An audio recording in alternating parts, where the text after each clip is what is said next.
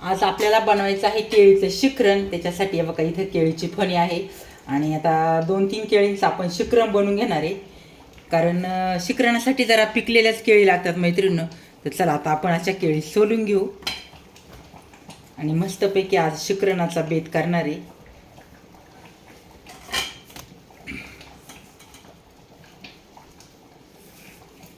तर आपण 3 केळी सोलून घेतलेले आहे.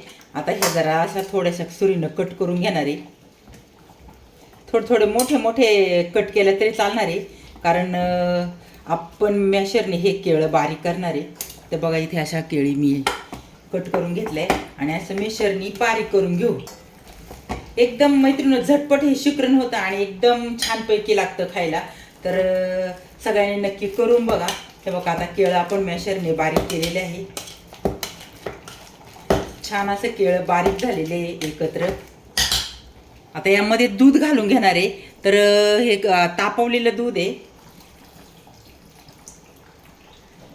तर बघा एकदम मस्तपैकी मिक्स झालेलं आहे. तर त्यामध्ये आपण टाकणार आहे तर इकडे आहे विलायची जायफळाची पूड आणि काजू आणि बदाम याचे मी काप करून घेतले.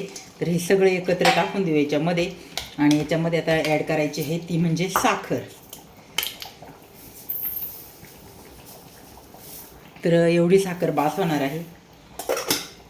हे बघा झटपट अगदी तयार होणारं शिखरण आहे मैत्रिणींनो. कुणाकुणाला असं शिखरण आवडतं सांगा नक्की. तर चपातीसोबत पुरीसोबत एकदम छानपैकी असं शिखरण लागतं. बघू शकताय आपलं शिखरण इकडे तयार.